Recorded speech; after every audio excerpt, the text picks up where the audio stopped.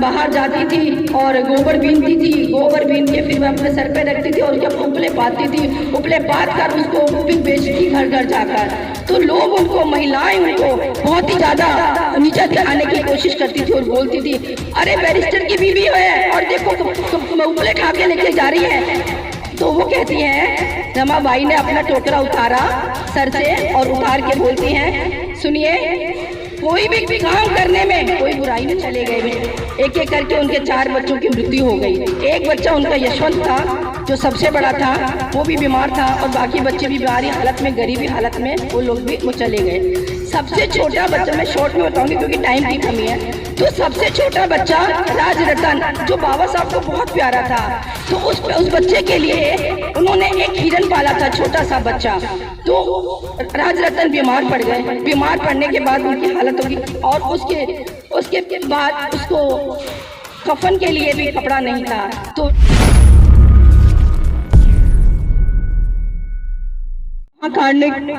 गौतम बुद्ध के चरणों में नमन। विश्व रत्न बाबा साहब को कोटि कोटि नमन। माता रमाबाई को कोटि कोटि नमन।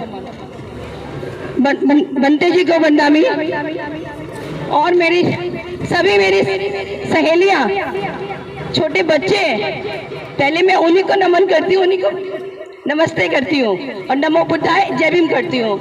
और पीछे बैठे मेरे सभी भाई लोग, उनको भी मैं क्रांतिकारी जय भीम बोलती हूँ। जैसा कि आज सभी को मालूम है, आज हम लोग इकट्ठे हुए हैं माता रमाबाई के जन्मदिन के लिए। तो कौन कहता है कि माता रमाबाई के लिए अच्छा कि हमारी बहनें माता रमाबाई को याद करके इकट्ठी नहीं होती? देखिए ना, इकट्ठी हुई नहीं है ना, होती है, इतनी सारी इकट्ठी हो गई है। मैं इन बहनों को बोलूंगी आप अपने लिए तालियां बजाइए पहले तो, क्योंकि मेरा गला खराब है ना।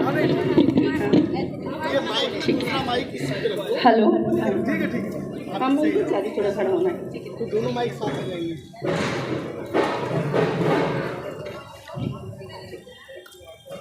हाँ जी, सभी को मेरा क्रांतिकारी जय भीम, जय भीम, जय भीम। और हमारी प्रिय माता रमाबाई के लिए, माता रमाबाई, माता रमाबाई, माता रमाबाई। तो मैं बताना चाहती हूँ, माता रमाबाई जो एक हमारी पूजनीय माता है, हम उनको हमेशा याद करते और करते रहेंगे। उनका जन्म 7 फरवरी 1898 में हुआ था। एक बहुत ही गरीब परिवार से, समझ नहीं आ रही, बहुत ही गरीब परिवार में हुआ था। उनके पिता पिकू दुत्रे और माता रुक्मणी थी। इनकी 3 बहनें थी और एक भाई था शंकर। इनके पिताजी भी बहुत ही, मतलब इनकी बहुत ही गरीबी हालत थी। परिवार चलाना बहुत मुश्किल था। सही सुन नहीं आ रहा, परिवार चलाना बहुत ही मुश्किल था। इनके पिताजी एक बंदरगाह में मछली पकड़कर ढोकर सर पे उसको दुकानों पे जाते थे और सेल करते थे, उससे वो अपने परिवार का निर्वाह करते थे। मतलब बहुत ही ज्यादा उनकी गरीबी हालत थी। तो एक एक करके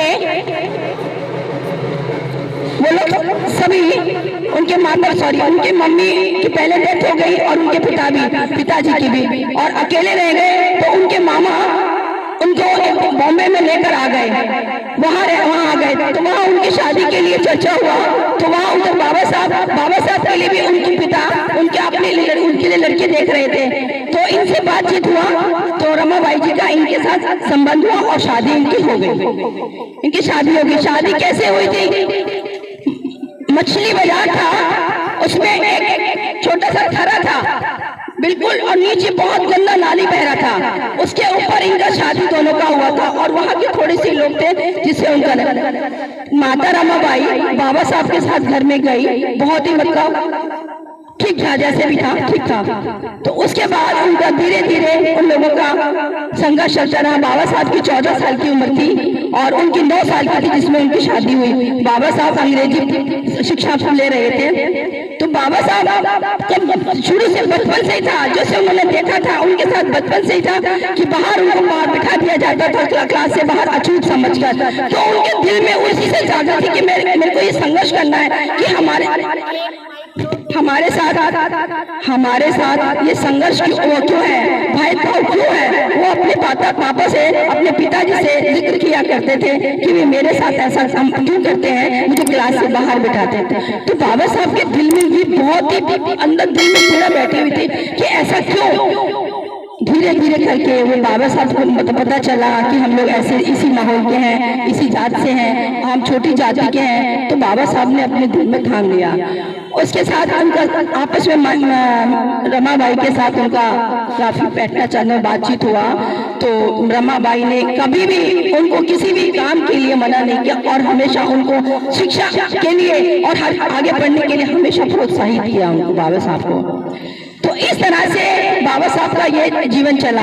और उसके बाद बहुत ही ज्यादा तंगी में उन्होंने गुजारा समय में। माता चल नहीं रहा, हेलो, तो ये पकड़ो, ये तो माता रमाबाई और बाबा साहब ने ये प्रण किया कि मैं बाहर जाता हूँ। जब उनको एक वजीफा मिला तो उसके बाद उन्होंने सोचा कि मैं बाहर जाता हूँ और जब बाहर जाके अंग्रेज जाके मैं अपनी शिक्षा अच्छा लेके आता हूँ। मैं किनके लिए शिक्षा लूँगा, जो मेरे पीड़ित हैं, शोषित हैं और जो जिनको कुचला नीचा कहा जाता है, उनके साथ ऐसा व्यवहार किया जाता है, मैं उनके लिए संघर्ष करूँगा। माता रमाबाई से बोला। माता रमाबाई ने तुरंत बोल दिया और उनको प्रोत्साहित किया, नहीं आप जाइए, मैं बच्चों को संभालूंगी, मैं घर संभालूंगी, आप चिंता मत करिएगा। तो बाबा साहब बाहर चले गए। उसके बाद माता रमाबाई का थोड़ा सा टाइम निकला और उसके बाद परिवार में आर्थिक स्थिति बहुत खराब होने लगी, खाने को राशन भी नहीं रहा। तो माता रमाबाई क्या करती थी, बाहर जाती थी और गोबर बीनती थी। गोबर बीन के फिर वह अपने सर पे रखती थी और जब उपले पाती थी, उपले पात कर उसको फिर बेचती घर घर जाकर। तो लोग उनको, महिलाएं उनको बहुत ही ज़्यादा नीचा दिखाने की कोशिश करती थी और बोलती थी, अरे बैरिस्टर की बीवी है और देखो उपले खा के लेके जा रही है। तो वो कहती हैं, रमाबाई ने अपना टोकरा उतारा सर से और उतार के बोलती हैं, सुनिए, कोई भी काम करने में कोई बुराई नहीं होती है। मुझे अगर मैं ये काम कर रही हूँ, ईमानदारी से कर रही हूँ, तो मुझे इसमें कोई शर्म नहीं आती। मुझे अपने बच्चों का देखना है, मेरा बैरिस्टर अच्छा ठीक है। तो माता रमाबाई उनके साथ वो कर दिया उन्होंने और अपना, उसके बाद उनका धीरे धीरे बच्चों के साथ हुआ। तो उनके बच्चे 3 बच्चे 4 बच्चे उनके चले गए। एक एक करके उनके 4 बच्चों की मृत्यु हो गई। एक बच्चा उनका यशवंत था जो सबसे बड़ा था, वो भी बीमार था और बाकी बच्चे भी बीमारी हालत में, गरीबी हालत में वो लोग भी वो चले गए। सबसे छोटा बच्चा, मैं शॉर्ट में बताऊंगी क्योंकि टाइम की कमी है। तो सबसे छोटा बच्चा राजरतन जो बाबा साहब को बहुत प्यारा था, तो उस बच्चे के लिए उन्होंने एक हिरन पाला था, छोटा सा बच्चा।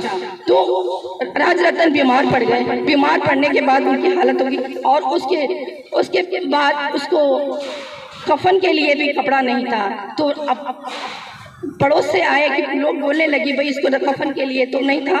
तो माता रमाबाई ने अपना पल्लू फाड़ा और उस बच्चे को उसमें लपेट के ले गई उसके लिए। तो 2 दिन के बाद क्या होती है, ममता, माँ की ममता क्या होती है देखिए। 2 दिन के बाद हिरन भी बीमार हो गया और वो हिरन की भी डेथ हो गई। जब बाबा साहब को पता चला तो उनको बहुत ही तकलीफ हुई कि एक इंसान के लिए क्या करेगा, जानवर ने अपनी जान दे दी एक बच्चे के लिए। तो मेरा कहने का मतलब ये है कि माँ जैसी चीज़ तो दुनिया में कभी नहीं मिल सकती है। ये सारी माएँ तो है जो यहाँ पर बैठी हैं। अब हम लोगों को धीरे धीरे पता चलता जा रहा है कि बाबा साहब का संघर्ष जो हमारे लिए क्या, बाबा का एक ही नारा था कि शिक्षित बनो, संघर्ष करो और संगठित रहिए। ये संगठन की निशानी है कि शिक्षा प्राप्त की तभी आप यहाँ पर आई हैं और संघर्ष करते रहेंगे। तो संघर्ष में भी हम लोगों का इकट्ठापन दिखाई देता है। मैं बहुत शॉर्ट में बोल रही हूँ। बहुत बहुत धन्यवाद आपका।